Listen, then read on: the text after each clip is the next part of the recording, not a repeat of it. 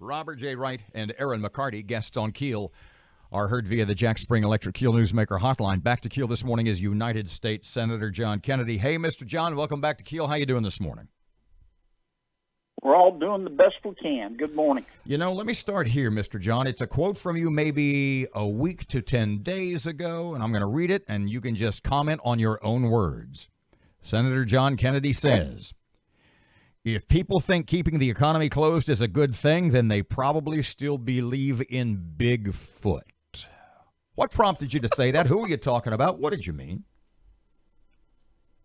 There are some people, most of them on TV, who think that we should leave the American economy closed until there are no more cases of coronavirus.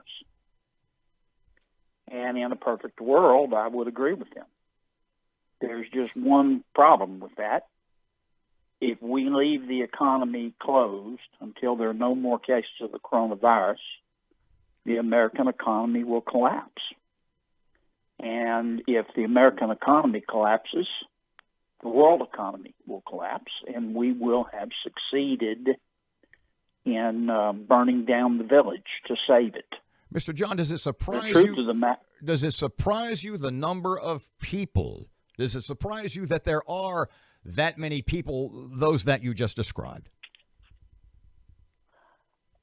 Well, I don't know how many there are. I mean, they're usually the talking heads on television who have who live in the Hamptons and make a few $1 million a year. So, that they can afford to say something like that. But for most Americans are not in that demographic. I'm certainly not. And the truth is that we have two disasters here. One is a health disaster, the coronavirus. The other is the self-induced coma into which we have put our economy. And we ought to be smart enough to try to save lives and save livelihoods. I think the president's plan, I call it the Trump-Fauci-Birx plan, it's really a recommendation to the governors about how we can open the economy safely, makes sense to me. I've read it 3 times. Will the governors follow it? I don't know. They don't have to. Will Governor Edwards follow it? I don't know. If you look at Louisiana, the New York Times has a parish-by-parish analysis of where the cases are in our state. Mm-hmm. Well over half of the cases are in the New Orleans metropolitan area. The point I'm trying to make is not to blame somehow New Orleans, but just to say every area of our state, like every area of every other state, is not the same. And it may be that we can open up the economy in areas that aren't hot spots. I don't think it doesn't sound to me like the mayor of New Orleans is going to open up the economy in New Orleans anytime soon. Mm-hmm. You can debate whether she should or shouldn't, but she's the mayor. But that doesn't mean that other areas of the state can't safely open if we follow the Trump-Fauci-Birx guidelines. The new $331 billion stimulus package you guys passed, you're pretty critical of the House Speaker for delaying this a week, saying that that's actually going to cost us jobs. You seem to be pretty angry about how this has been handled by some of the Democratic leaders. Still feeling that way today? Yeah, I mean, it did cost us some jobs. We waited a week, delayed reloading the Small Business Forgivable Loan Program by a week. I don't know how many thousands of businesses and jobs we lost during that week, but there was no reason to do it.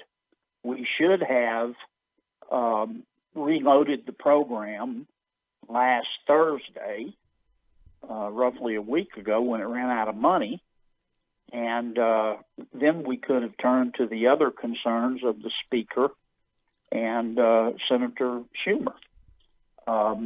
She wanted to add more money, she meaning the Speaker, wanted to add more money for testing and for hospitals.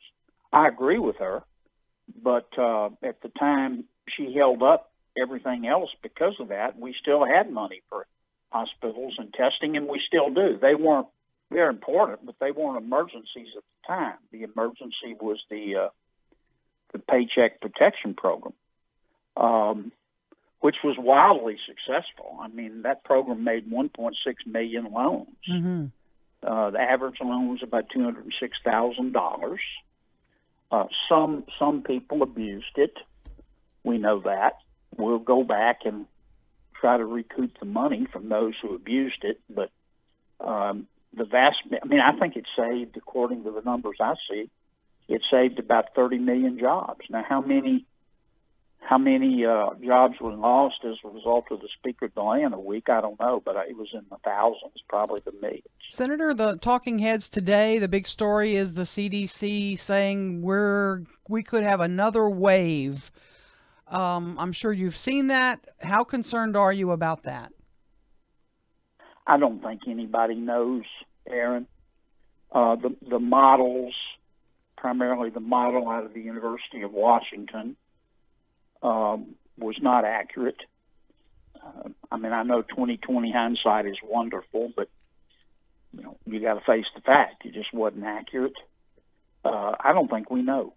We're in uncharted territory here, and all I know is this. Number one, the coronavirus can kill you. It won't kill most of us, small minority of us who get it, but it can. On the other hand, leaving the economy shut down and allowing it to collapse will kill a lot of people too. And we've got to respect both lives and livelihoods. And there's a way to do that. I think it'll work. Dr. Birx and Dr. Fauci have given us the plan. Now it's up to the governors. I don't know when the governor's going to start opening up the economy here, but every part of our state is not the same. New Orleans clearly was a hot spot. Some would argue it still is, even though our numbers statewide are heading in the right direction. But there are parts of our state that weren't hit nearly as hard. Senator, if we overreacted to the coronavirus, will anyone ever admit that? Oh, I don't know. Once this is all over, we'll go back and take a look at what we did right and what we did wrong. I don't think it's particularly productive now to have the debate. It's an interesting debate, but we're learning more about the virus every day. I think, based on the studies I've seen, one out of Stanford, but there have been others, that we have millions of Americans walking around with the virus who don't know they have it, never will know they have it. They may have a cold, what they think is a cold, which means that those who really get sick from the virus and those who die from it are a very small minority. That doesn't mean it's not dangerous. It is. But the problem with that is that those who are walking around without symptoms are very contagious, and that's why once we open up, we're going to have to continue to implement social mitigation practices and use technology to identify the hot spots and ask our elderly and those with pre-existing conditions to stay home until we can develop a vaccine, which I'm optimistic about. There's one company that thinks it'll have a vaccine ready for the fall. Now, I don't know whether that's accurate or not, but we've got about 100 really phenomenal companies worldwide, many of them American, that are working pretty hard on getting the vaccine, and I'm hopeful, and I think we'll have it sooner rather than later.